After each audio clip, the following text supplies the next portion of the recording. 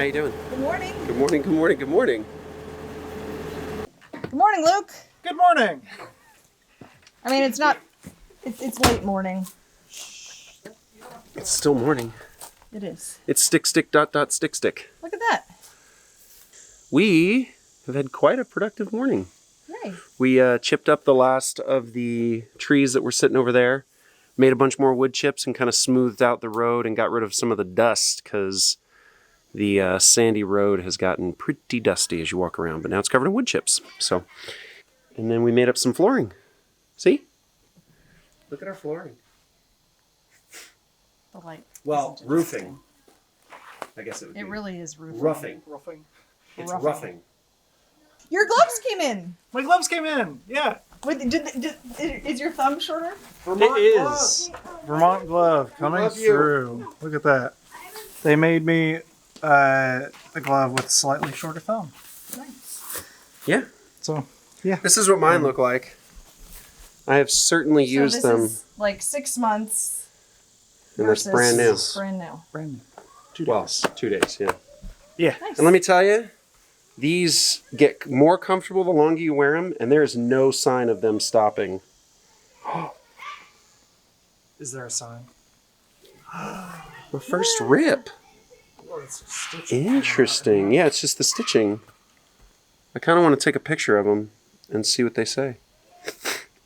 Well, But there's a double set of stitching there. So they did say, they were like, hey, we weren't sure if we, took enough off of the thumb. So if it's still too much and you want to take more off, just let us know and send it back and we'll take care of that for you. Yeah, because I'll bet you they'll just repair them.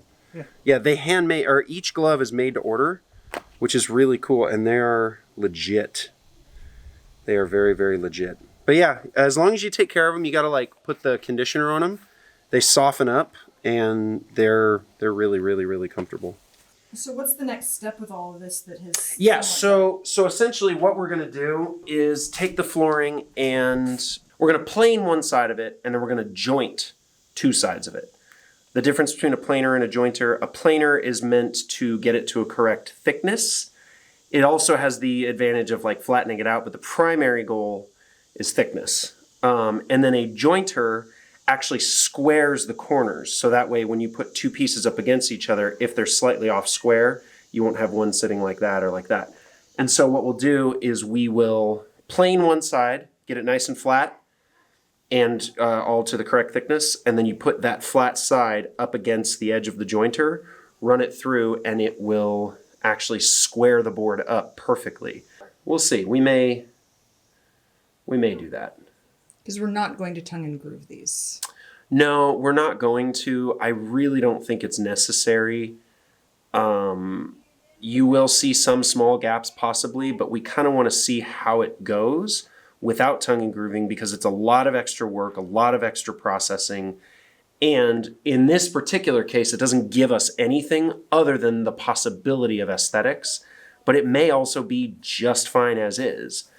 Because essentially we're going to put the boards down and then put the foam on top and then put a pond liner over the foam. They're for structure. They're for structure and cosmetic. Yeah. I think what we should do is go hook up the trailer, pull it out, grab the planer, pull it out of the trailer, bring the planer here, because then we're working in the shade in a rammed earth structure, which would be much cooler. I can hook up electrical, or start working on hooking up electrical while we, while you kind of take the body apart. And I inspected all the gears and everything. Everything looks solid. It's just a matter of whether or not that motor works. And if it doesn't, I have 2 other 5 horsepower motors, which that machine actually came with a 5 horsepower, a 7.5 horsepower, and a 10 horsepower. So it currently has the 10 on it, but we could pretty easily swap it out for a 5. But yeah, is that a worthy project for today? Or do we think we have others? Because we have all the flooring we have, unless we take down another tree. What other projects would be on the radar? More flooring. I mean, just making more flooring. That, or we also need to prep the formwork for the rest of the south wall. We have to cut the angles. We have to put in a end cap. And I think that's it. There's not a lot. It's maybe an hour and a half, 2 hours worth of work. And then we're ready to ram, which I think we should do. Like I would like to finish that wall. ASAP as possible. Yeah, the guy said, so I talked to him and he was a super cool guy. He said, yeah, it ran up until the day we put it back here. And so, but it's also sat for 5 years probably. And the blades are not in great shape. But we have a brand new blade set. We have several brand new blade sets. He gave us quite a few blades. And they're designed to be sharpened with what's called a jointer, ironically. There's a tool that mounts to the planer that's called a jointer. Or molder. It's called a molder. Which it is not a wood molder, it's a blade molder. And what it does is it sets your balance on your blades, and so you get a perfectly square blade. It's basically picture a grinding wheel that comes down because it's a 20-inch wide blade, a grinding wheel that comes down, and then you can crank something that'll actually turn the grinding wheel all along the blades and cut them to a specific height. Cool. So anyway, we don't have that part, but we don't need it if we're not recycling the blades, and we have lots of blades. So, all right. Honestly, I think we could actually make that molder attachment because all the hardware is there. It's literally just a 110 motor with a grinding wheel on it. That's all it is. So explain to our friends the conversation that we've been having about stuff. Eli, let's not. About stuff. Oh, the fact that I feel like every time we buy something, it's made terribly, and it actually makes more sense to make stuff ourselves. Okay, so perfect example. Luke has an all-wheel drive Subaru. Luke purchased a brand new, not used, not remanufactured, brand new axle for it. How many miles did it last? I want to say the first one lasted, I think, 300 miles. 300. This last one lasted about, I want to say 1,200 miles. Yeah. And we're going to see how long this third one lasts. Yeah. And these are lifetime warranty items, which we've learned just means you will be replacing them for the rest of your life. Yeah, it's ridiculous. So, okay, we had a hydraulic pump that we purchased brand new. It was actually manufactured for us that lasted 20 hours, maybe 30. Well, that's still a question. It's not. You and I both know. It's not putting out pressure. Well, It's not putting out pressure. No, yeah, we've just established that stuff is just not made the way it was. And I feel like such an old man when I say that. But we have found, unless we manufacture stuff ourselves, stuff just does not last. It's really, really sad. Like, really sad. And so that's why we need to get the machine shop up and running so we can just start making our own stuff. We just keep coming up against this where we'll purchase something. Like, a lot of our equipment is old, so there's parts that need to be replaced.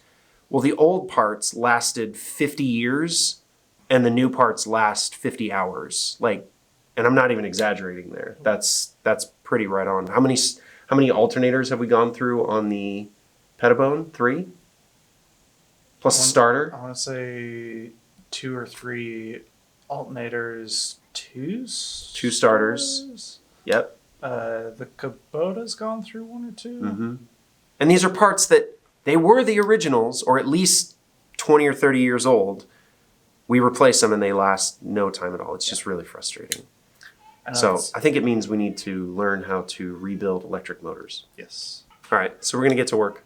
We gotta unload all this flooring, get it into the shade and stickered and stacked so it's drying, and then go get a planer.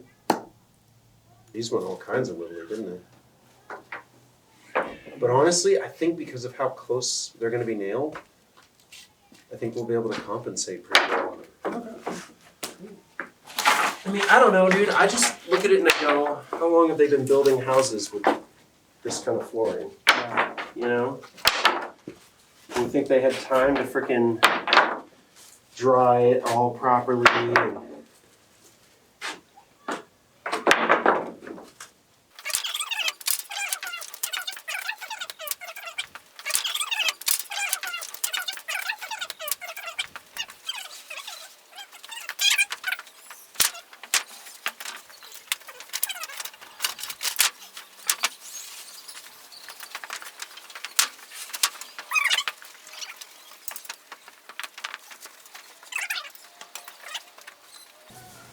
It was also kind of that generational idea of, oh, I'm going to build a house for my family, whether it takes 2 generations to build it.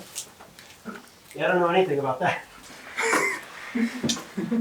I just want to complete this house before I have grandchildren. Yeah.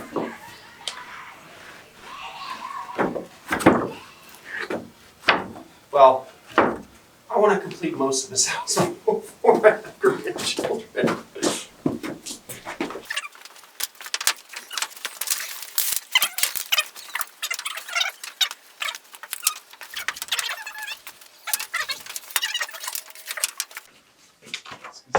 Wow, I grabbed the exact right amount.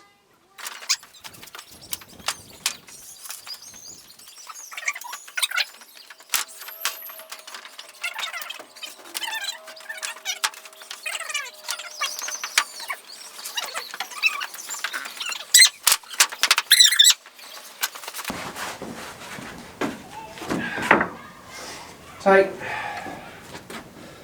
A while back, I purchased something from a commercial lumber production company, and we haven't even tried it. We've never plugged it in. The guy said it worked. I took him at his word, and today we actually get to unload it and check it out. Look at this thing. This is a Powermatic 20-inch thickness planer. It has a 3-phase, 10 horsepower motor on it, which we will hopefully be running off of solar and battery. Yeah, it's just, I mean, the thing is just a beast. It's just a beast. We have a bunch of extra blades in here for it. They're 20-inch blades, but yeah.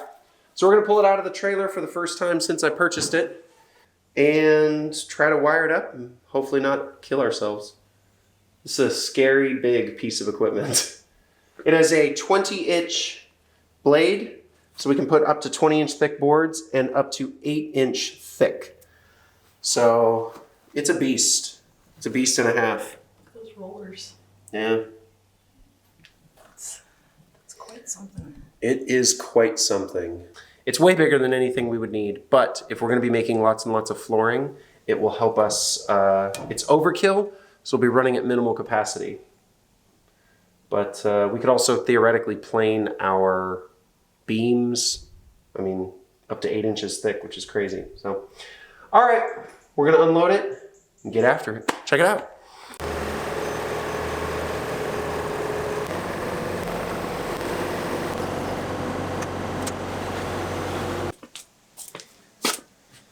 Oh boy. So we need to make sure that it is wired for 230 and not 460. And then start, I don't know what all these do. Forward, reverse. Yeah. It's a little scary. Because there's a lot of power coming through this thing.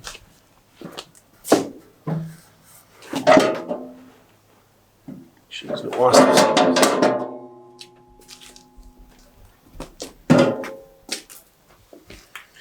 Yeah. So those are the rollers. You can see the blades are in pretty rough shape. There's a big old nick right here. Big old chunk missing. But everything else looks pretty fantastic. This thing here is actually the jaws. There's a separate tool that mounts right here, and spins a wheel right here so you can set these up and basically crank this over so it will level all the blades to the same height, which is pretty cool. But we don't have that part. So I think first we're just going to see if it runs. I'm going to hook up the motor. And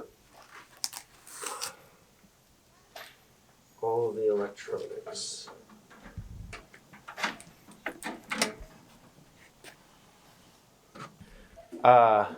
So we've got a little bit of an issue. The motors, here, I'll show you, come here. Wait, motors? Oh yeah, found a second one. Didn't know there was a separate feed motor. Not there. Okay. So this motor drives the main. This is a 10 horsepower 3-phase motor that drives, I thought looking at the gearing that it drives the motor and the thing, but then I was tracing the wires and I found the little switch here, which is forward and reverse. Found a little switch here, and then there's this extra wire going off. And I was like, well, where does that go? So I traced it underneath and it goes to a second motor back in there, which looks pretty substantial. But, so this motor right now is set up in 400, it's set up for 460 volts, 3-phase. You can tell because of the way that it is. There's a wiring diagram here, and this is in fact the way it's set up. It's actually, they did it wrong down here, and so it's actually running reverse, which is fine. It's designed to do that. But we need to switch over to this wiring diagram, which is no big deal. It's just the wires are all labeled correctly, so it's just a matter of wiring everything up like that. However, the switch, this is just a switch, but the magnetic coil underneath here that controls power to both of these motors is only rated for a 10 horsepower motor at 460 volts. It's written, there's a little tag underneath, which is actually hard to find. And at 208 to 230, or 240, 208 to 240 volts, it's only rated for a 7.5 horsepower motor. It would probably last like a little bit, but really it's not ideal. And we had talked about putting a soft start on this system anyway, which what a soft start does is essentially instead of, you hit the switch on and it immediately applies all the power to the motor. That's a lot of torque, that's a lot of power that has to go into the motor, and it actually will draw, what did we say, Luke, like 40 amps? I do not remember. I think you said, yeah, we looked it up, and a 10 horsepower motor that's rated for 25 amps, because it's a 25 amp motor, will draw something like 40 amps all at once, which our system can handle. However, it's definitely not ideal for the sake of the batteries, for the sake of the inverters, everything. It'll be better to run it and put in a soft start, which we had planned possibly on doing anyway. But what a soft start does, sorry, I realized I started that, but then Luke distracted me. What a soft start does is it slowly increases the voltage. So if you don't need your motor to have instant power, like on an electric vehicle or a golf cart or something like that, if it can slowly turn up, then, which this can, because it's not like we're going to start feeding as soon as it's running, we're going to let it get up to speed anyway. So what it does, it slowly increases the voltage until it's at full voltage, so it never actually spikes to that 40 amps that a 10 horsepower motor will spike to, which is nice. So this is a bigger project than you thought it was for today. For today, well, no, not really than I thought it was. This was the purpose of today, was to look at what we had, look at what we need to get or what we need to do, as well as pull everything apart, service anything that needs to be serviced. There's gears that need to be lubricated. There's, grease points that need to be hit. It's just, we're going to go through it and kind of just make sure it's ready to go. That really was the purpose for today, as well as look at the wiring, because right now it's in 460. So I'm going to go ahead and wire this for 230. and then disconnect the wires down here, as well as label them so that way we remember which goes where. And it also is good to know that this is running in reverse. So we will hook it up in reverse again. So look at the wear from the chain on the bolt. Oh! Whoa! It ate all the way through the bolt. Those little silver nubs are bolt They heads. used to be, yeah. The lower pulley on the left side, Yeah. big one. Remember this one? Just above your index finger, the pulley, yeah, right there. Look how much slop is on that sprocket. Yeah. That's gonna need some love. Oh my Lanta. Yeah, we should probably. And then wiggle some of those sprockets side to side. You mean those? Wiggle this a little. Ooh. Hi. Yeah, it's not supposed to do that. Yeah, we're just gonna tinker with it. Looks like rain might be coming, so I think we're just gonna cover it up and we'll kind of play with it as we go. We'll show you the project as best we can as we're tearing into it. But we have the full factory service manual, so I'm not super worried. And they're all the parts that are worn are just normal wear and tear parts for a 50-year-old machine, I think. But yeah, it's fun stuff. Thank you to our patrons and all of you who support us on Patreon. We really, really appreciate that. And thank you for all of you who are watching. Subscribe, click like if you think we earned it. If not, just move on to the next video. Yeah, I think that's it. Thank you for watching, and thanks for joining our adventure.